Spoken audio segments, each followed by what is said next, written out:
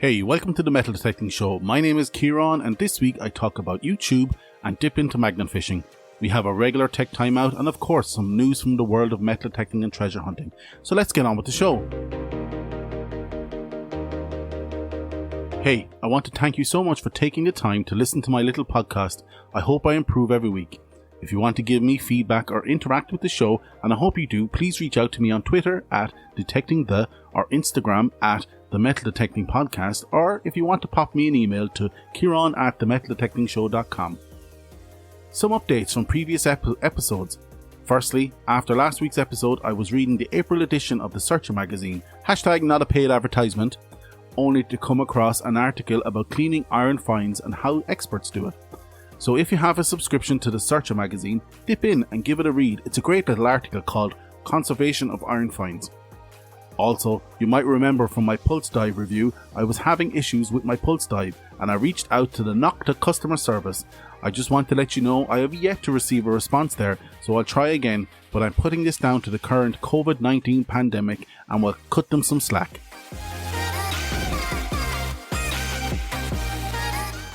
My top YouTubers for metal detecting. Firstly, this is not a review or a critique of these content creators. I like each of these for different reasons, and who am I to be calling out someone for putting themselves out there despite not being perfect? I suppose I can take this opportunity to explain why I'm doing this podcast and what my vision is for it in the future. Well, why? My initial plan when I registered the domain, themetaldetectingshow.com, back in 2015, was to have a YouTube channel and blog with me going around metal detecting and talking rubbish and giving examples. I filmed and edited my first video and realised I do not have a face for video, and oh my god, totally cringe. So I parked the idea very quickly, but realised I have some collateral in the domain itself, so I kept renewing the domain with a view of doing something in the future. For as long as I can remember, I always listened to podcasts from Joe Rogan to the Indie Hackers podcast. However, I never put two and two together till I attended a local podcasting course about 6 months ago, and it was then the light bulb went off. Everything I was being told lined up with what I had already. I had a niche, I actually had equipment from recording some music. All I needed was the self-confidence, because the sound of my nasal droning from the YouTube video really put up a wall for me. But in researching ways of getting around this insecurity, I found that everyone hates their voice, so I just had to get over it. So I wrote up the first 2 episodes pretty quickly with the format I wanted and recorded the first episode, which sat on my computer for months as I plucked up the courage to release it. But I did, and here we are. What's the plan for the podcast? Well, really right now I'm just ironing out all the technicalities and driving forward with episodes. But in the future I want to interview prominent detectorists, but unfortunately, till you develop a profile online, you will struggle to get any takers in who wants to be interviewed. I want to include some technical tidbits to help someone make small improvements in the hobby with a view to getting more technical as I proceed forward. I am by no means an expert at all. I am middle of the road in the very specific environment of beach hunting, but this podcast allows me to keep my foot in the door and passion for the hobby. So, back to the YouTube. So generally my criteria for subscribing to YouTube channels is how clickbaity they are in general. I will not subscribe to a channel that will have a clickbait thumbnail. For example, I have made $100,000 in my first year of metal detecting. Wah, wah, wah. Straight away, that's a no for me. However, if I see a finds table that looks genuine, for example, some good finds mixed in with some random rubbish, then I'm in. I use the same rule on social media, and to all the people showing 100 coins and no rubbish, stating they found this over a 2-hour hunt, you do realise that the people you're trying to appeal to are the very people who know that what you state is very improbable. So I always go for what I believe is genuine, and all the YouTubers below have had a video where they wash out and don't find a thing and come across as genuinely genuine. So disregarding clickbaity YouTubers and in no particular order of preference, you have to start with Aquachigger. With 1.2 million subscribers, no one can deny that Aquachigger is the king of metal detecting on YouTube. Every video you learn something. His unrelenting optimism is contagious, motivating you to get out there and detect. Full-time detectorist and treasure hunter, and very generous with his time, judging by the amount of collabs he's done over the years. He has developed his reputation to a point he's able to travel the world and be involved in several TV shows. Closely followed is Nugget Noggin, approximately 750,000 subscribers, the Garrett metal detecting poster boy holds him to a fault. Michael's enthusiasm for every find is contagious. A prolific content creator and has expanded his reach beyond the States due to several collabs with UK detectorists and mudlarks. He has come into a bit of controversy in the forums due to the release of his metal detecting course, but I say each to their own.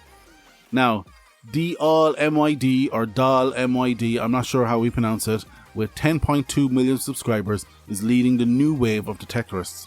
Jake represents a new generation of super fit and environmentally conscientious detectorists online at the minute. With very high production value content, you won't necessarily learn much history here, but he definitely takes you on the journey where he searches for modern finds from jewellery to iPhones. Calls himself a scuba diver first, but has recently adopted to the metal detector to help him hunt. Up next, I like Dr. Tones 24K, technically one of the best on YouTube and one of the best in relation to production value. Has been involved in TV shows such as Dirt Fishing America and is currently the Minelab field test advocate, where you can see him across several YouTube channels. Up next is Man Plus River, also of the new generation of metal detectorists saving the hobby one subscription at a time.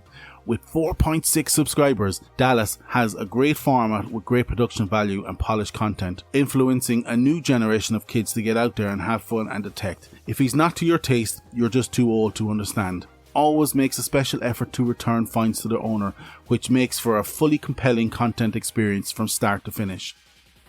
And I'm going to finish up with Chill Bill from the UK, the London mudlark / metal detectorist with 22,000 subscribers, but has done several collabs with Nugget Noggin, Aqua Chigger and Dr. Tones. Very knowledgeable and fun. I always get the impression he's really enjoying himself.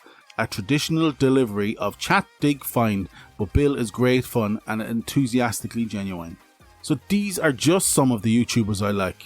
I'll include links to their channel in the show notes. However, if you want to give a shout out to someone you like, hit me up on social media and I'll be sure to check them out.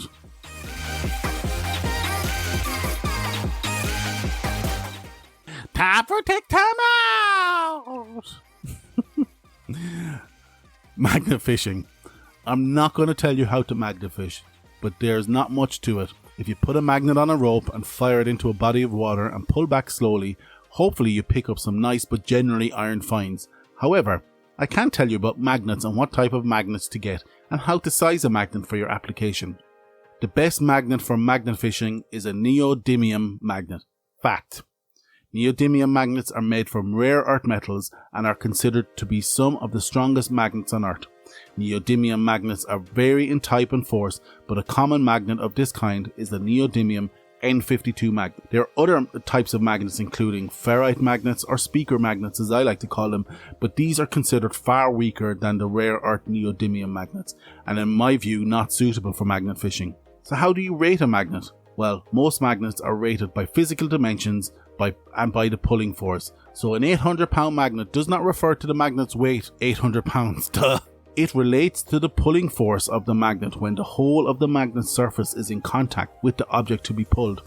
This is why you oversize your magnet to ensure that you can pull out round objects, where the pulling force can be reduced to 25% just by the reduction in surface area caused by the spherical surface of the object. This is the answer to the internet's most asked question in relation to magnet fishing.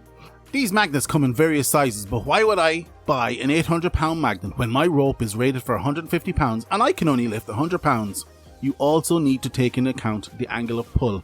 If you're pulling directly straight onto the magnet, then you can maximize the possible pulling force. However, if you're pulling from the side of the object, the pulling force is significantly reduced and the magnet can effectively slide off the object.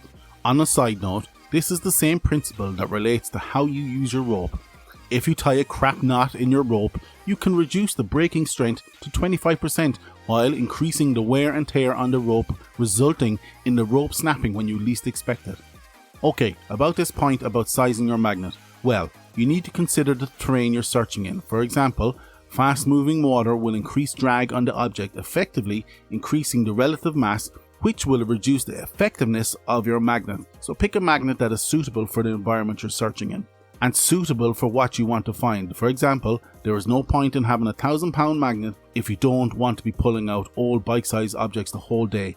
Consider what you want to find. This is a team that goes through all walks of metal detecting and treasure hunting.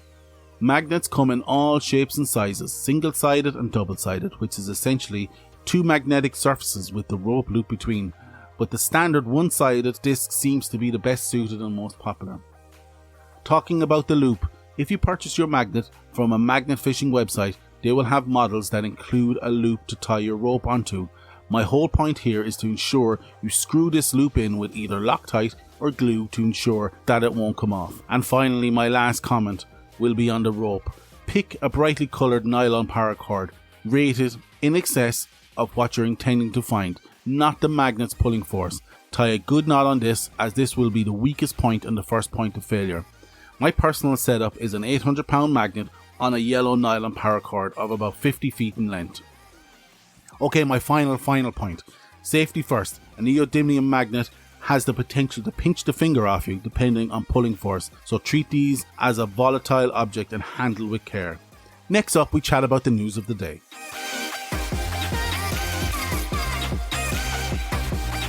Okay, the first story this week from the world of metal detecting. From the Sentinel and Enterprise, metal detector enthusiast reunites son with father's war medal. Despite the weirdly phrased headline, the story goes on to describe how Tracy Howe, a member of the Appleseed Valley Relic Seekers, finds a World War II medal and returns it to the family of the owner. Next we have one for the magnet fishers out there in the Northamptonshire Telegraph, where magnet fishing fans net cash for food bank fund. Northants metal fishing founder Nigel Lamford asked his subscribers to his YouTube channel to enter a raffle for several items including equipment to magnafish, donating all the proceeds to the Kettering Food Bank. And finally, in the Lancashire Telegraph, a suspected grenade was found in a river by a man who has been scouring the area with a metal detector, resulting in an evacuation till the explosive ordnance disposal team could come and remove the object. And that's it for this week's news roundup from the world of metal detecting. With these stories and all the stories every week, the links are in the show notes.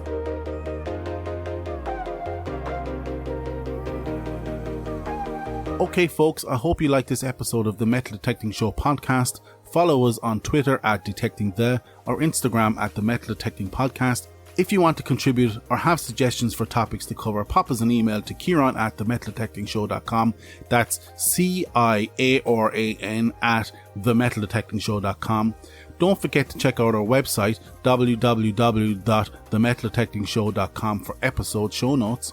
Check out our Patreon page if you want to help the podcast stay alive or just want to buy me a coffee. Just search for The Metal Detecting Show. Once again, I hope you enjoyed this episode and we will catch up with you all again next week. Get out there and happy hunting.